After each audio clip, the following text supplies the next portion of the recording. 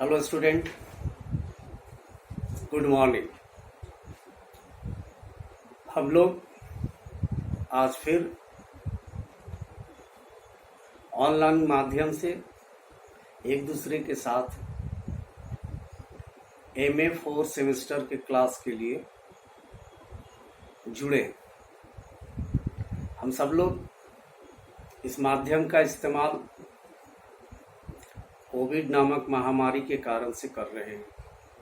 गर्मी की छुट्टी हुई, उसके बाद फिर से आप लोगों का हितों का ख्याल रख के इसे फिर से शुरू करने का निर्णय लिया गया है। उसी निर्णय के कारण तहत फिर हम लोग आपस में एक दूसरे के साथ जुड़ रहे हैं। तो हम लोगों ने इससे पहले भी क्लास हम लोग अब कर रहे थे। तो हम लोग पढ़ रहे थे क्या, वो प्राचीन भारत में लोकतांत्रिक चिंतन का इतिहास। इसके दरमियान हम लोगों ने कई चीज़ों को पढ़ा, जाना, समझने की कोशिश की।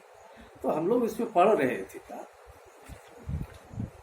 कि उस वक्त की जो राजनीतिक व्यवस्थाएं थी, जो भी सिस्टम था, राजतंत्र था या लोकतंत्र का छोटा सा स्वरूप, तो वो जो है वो किन तरह की कॉन्सेप्ट या मान्यताओं के ऊपर संचालित हुआ करते थे। तो उसमें हम लोगों को जानना है कुछ मुख्य मान्यताएं, जिसमें कई तरह के मान्यताएं हैं, जिसमें हम लोगों ने अगली बार एक मान्यता को पढ़ा था। मुख्य मान्यताओं में वो क्या था कि धर्म और दंड संकल्पनाएं।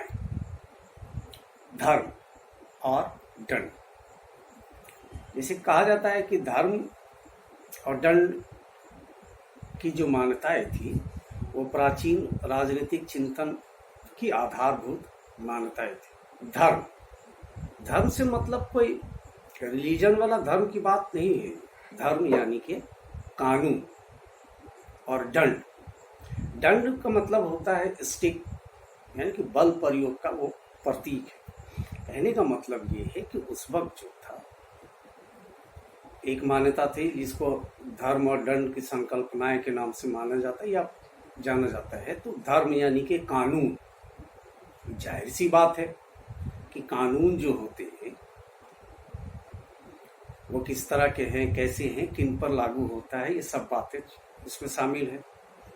और कानून जो आम नागरिक के लिए भी था और राजा महाराजा या जो भी उनके मंत्रीगण या और जो राजनीतिक व्यवस्था में उच्च पदों पर आधारित आसीन लोग यानी कि पद पर रहने वाले लोगों सब पर वो था। तो उस तरह उस वक्त के जो भी कानून थे उसको धर्म या कानून, उसको लागू करने की प्रक्रिया को दंड कहते थे। मतलब कोई कानून का उल्लंघन अगर होता था तो उसके खिलाफ जो भी कार्रवाई किया जाता है उसको दंड कहा जाता है। कई चीजें थी उसमें, जिसमें क्या है कि अब जैसे क्या है कि उस वक्त के समय के हिसाब से क्या था कि कानून एक जगह पर महाभारत के समय का एक, क्या उसको बोलते हैं, उपयोग किया गया था कि जो राजा जो होता था वो दंड की शक्ति से संपन्न हुआ करता था और वो उससे क्या उसको बोलते हैं कि प्रजा की रक्षा का जिम्मेदारी जो है वो राजा के ऊपर होता था। और उसके लिए वो कई तरह के अपने नियम कानून या क्या उसको बोलते हैं दंड की नीति हुआ करती थी। महाभारत के समय में एक चीज कहा गया था कि जिस देश में राजधर्म यानी कि कानून का पालन या अवहेलना की जाती है वहां संपूर्ण धर्म और पुण्य का विनाश हो जाता है। बात समझ में आती है? इसके लिए था वो क्या बोलते हैं, धार्मिक मान्यताओं पर आधारित बहुत सारे कानून थे। तो इस स्थिति से बचाने के लिए फिर से शांति, न्याय और व्यवस्था को स्थापित करने के लिए ईश्वर ने धर्म के रूप में उपयुक्त नियमों का निर्माण किया और उसे लागू करने के लिए राजा को स्थापित किया। तो इस तरह की कुछ चीजें थी उसमें। और उसमें क्या कहा गया है कि महाभारत के अंदर ये बात विशेष रूप से कहा गया है कि राजा को प्रजा की रक्षा का विशेष, क्या उसको बोल सकते हैं कि कर्तव्यों को सौंपा गया था, खास कर्तव्यों को सौंपा गया था। तो अब इसकी दूसरी मान्यताएं में एक राजा का कर्तव्य यानी फंक्शन ऑफ किंग्स, यानी कि राजा के जो काम है उसका जिक्र उस चिंतन के अंतर्गत किया गया था। हिंदू राजनीतिक, तो अब हम लोग बात करते हैं जो उसका दूसरी मान्यता था वो क्या है कि राजा के कर्तव्य। हिंदू राजनीतिक विचारकों के अनुसार राजा या शासक का मुख्य काम जो था वो क्या था, लोक संग्रह। लोक संग्रह से का मतलब कि इंसानों को इकट्ठा करना नहीं, लोक संग्रह से मतलब ये कि लोगों के अंदर अपने प्रति विश्वास, आस्था और उस पर भरोसा जताने की प्रक्रिया को लोक संग्रह कहा जाता है। कि राजा को, अब या फिर दूसरे शब्दों में इसका मतलब ऐसे कह सकते हैं यह कि राजा को लोक कल्याण की कामना से, लोक कल्याण की कामना से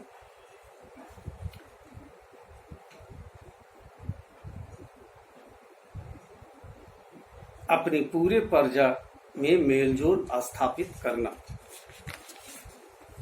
चाहिए ताकि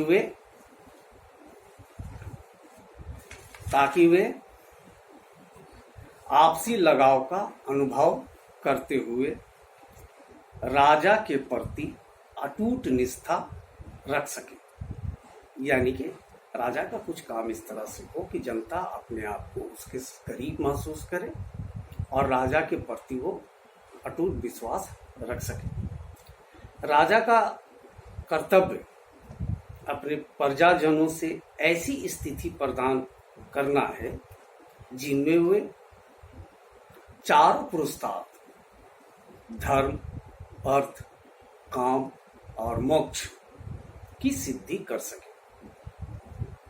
प्रजा का चरित्र उन्नत करने के लिए यानी कि बेहतर करने के लिए, कैसे आज के आधुनिक युग में कहा जाता है कि इंसान के व्यक्तित्व के विकास के लिए राज्य के द्वारा उनको कई तरह की सुविधाएं उपलब्ध कराना और राज्य का कर्तव्य है, तो उसी तरह से ये था कि प्रजा का जो चरित्र है वो बेहतर हो सके। इसके लिए राजा का अपना यानी कि खुद का चरित्र ऊंचा होना चाहिए। अगर आप कोई भी राज्य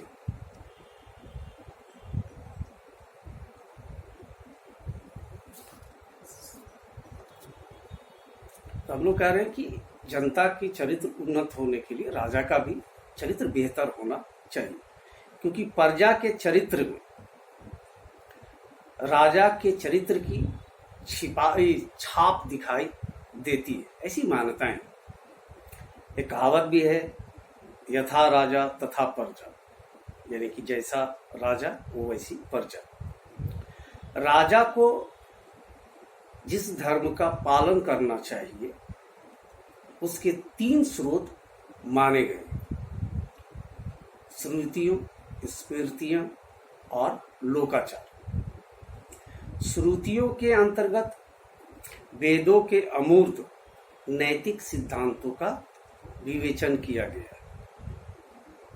स्मृतियों के अंदर मूर्त नियमों का निरूपण किया गया है, यानी कि जो नियम बनाए गए हैं या जो नियम है उसको किस तरह से क्रियान्वित किया जाए, इसका जिक्र स्मृतियों में किया गया।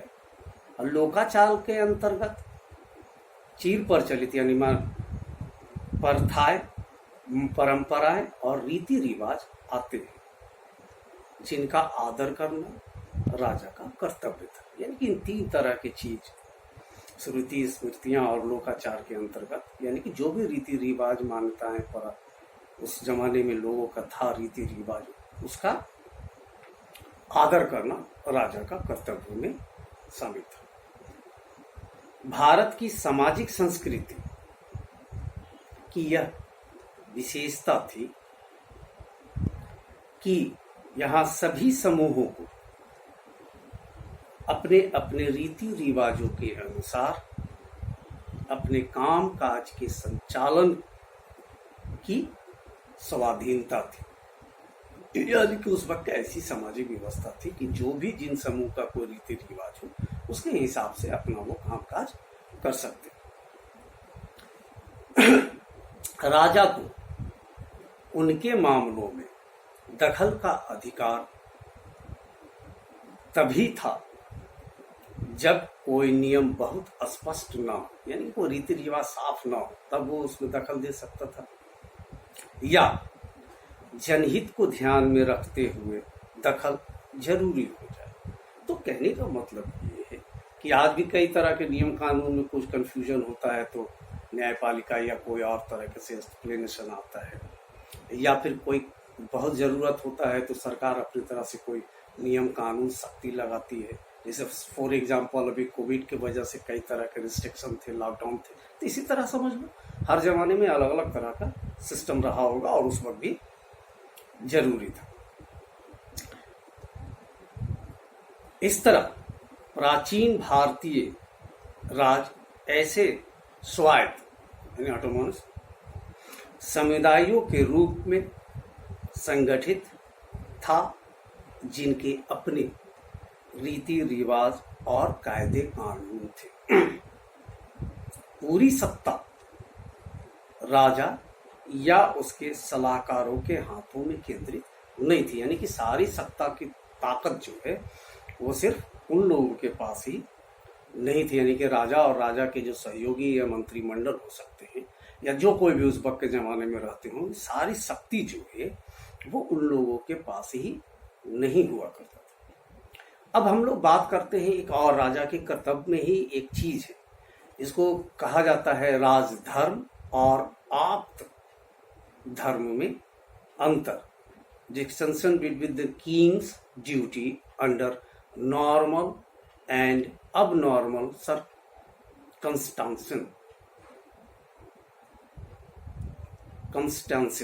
यानी कि कहने का मतलब ये है कि राजा का धर्म के बारे में कहा गया है कि एक समय जब सब कुछ सामान्य स्थिति है तब की, और एक समय जब स्थिति असामान्य यानी कि आपातकाल के समय कि सामान्य में क्या करना है राजा को, सब कुछ ठीक ठाक रहने में, या आपात स्थिति अगर है तो उस वक्त राजा को क्या करना है, इसका जिक्र इसके अंदर आता है। प्राचीन भारतीय चिंतन के अनुसार साधारण परिस्थितियों में राजा को पूरे निष्ठा के साथ धर्म का पालन करना चाहिए। तो हम लोग बात कर रहे थे कि समान स्थिति में राजा को धर्म का पूरी निष्ठा के साथ पालन करना चाहिए, यानी कि जो कानून है उसको लागू करना चाहिए, उसके हिसाब से ही काम करना चाहिए। लेकिन महाभारत और कौटिल्य के अर्थशास्त्र के अंतर्गत यह मत प्रकट किया गया है, यानी कि राय व्यक्त किया गया है कि असाधारण हालातों में बुरे लोगों के साथ व्यवहार करते समय उसे स्वयं अनैतिक साधनों के प्रयोग से संकोच नहीं करना चाहिए। यानी कि वो बात तो साधारण समान स्थिति में है, लेकिन महाभारत और कौटिल्य के अर्थशास्त्र में ये कहा गया है कि अगर कोई स्थिति जब असमान हो तो राजा जो है तब नैतिकता का पालन करना असंभव हो जाता है, मुश्किल हो जाता है, और अगर वो चाहे तो अनैतिक साधनों का वो प्रयोग कर सकता है या करना चाहिए। इस नीति को एक युक्ति में व्यक्त किया गया है। सठे साठाएं समाचरित, मतलब धूर्तों के साथ यानी कि बुरों के साथ, दुष्टों के साथ धूर्ता का बर्ताव करना चाहिए, यानी कि धूर्तों के साथ धूर्ता का बर्ताव करना चाहिए, मतलब कि जो जैसा हो उसके साथ उसी तरह का व्यवहार करना चाहिए। कौटिल्य के अर्थशास्त्र में इस मत को व्यक्त किया गया है कि दुष्ट, अधर्मी और अत्याचारी लोगों के विनाश के लिए तरह तरह के विष, दवाएं और तंत्र मंत्र आदि के प्रयोग का सुझाव दिया गया। यानी कि बुरे लोगों के साथ करने के लिए क्या कहता है कि विष, जहर, दवाएं हो सकती हो, उस जमाने में कुछ रहा हो या आज भी है। तंत्र मंत्र अब तो नहीं किया जाता, लेकिन उस जमाने में उसकी कुछ अधिक उपयोगिता रही होगी, इस वजह से इन लोगों ने ऐसा विचार व्यक्त किया। और आगे कौटिल्य ये लिखते हैं, या उनका मानना है कि राजकोष खाली हो जाने पर उसे भरने के लिए राजा मंदिरों की संपत्ति को हड़प सकता है। अब ऐसा वो उसने क्यों कहा कि राजकोष अगर खाली हो जाए तो उसको भरने के लिए मंदिरों की संपत्ति को हड़प सकता है? आप सब लोग जानते हैं, हम लोग भी जानते हैं, आज भी है, पुराने जमाने में और आज के जमाने में भी मंदिरों के पास संपत्ति होता, सोना चांदी जो भी है, तो वो उसको ले सकता है। ये उसका कौटिल्य का ऐसा मत था। लेकिन ध्यान रहे, वो आगे फिर कहता है कि ध्यान रहे कि ये सारे काम आपात के समय यानी कि आपातकाल के समय के लिए ही सही है, जब मर्यादा का पालन करना संभव नहीं रह जाता। यानी कि कौटिल्य ने कहा है जरूर कि आप ऐसा कर सकते हैं, लेकिन ये तभी मुमकिन है या तभी किया जाना चाहिए जब स्थिति असमान हो। ये उपाय आप धर्म का अंग है, यानी कि आपातकाल के समय में जो काम है वो है, राजधर्म का अंग नहीं है। यानी कि अब नॉर्मल स्थिति के लिए अलग और नॉर्मल स्थिति के लिए अलग। आधुनिक युग के पश्चिमी राजनीतिक दार्शनिक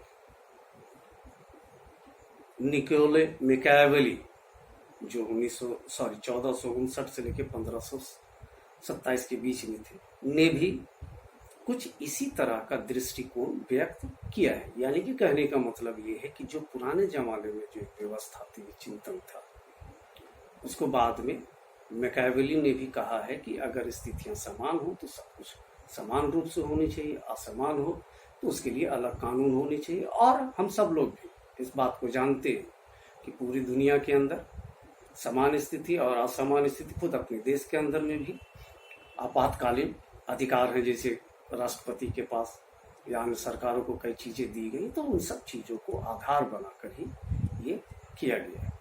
तो आज के लिए बस इतना ही। अगली बार अगली क्लास में क्या बोलते हैं कि आधुनिक लोकतांत्रिक चिंतन के इतिहास के जो अन्य मान्यताएं हैं उसके बारे में हम लोग जानने की कोशिश करेंगे।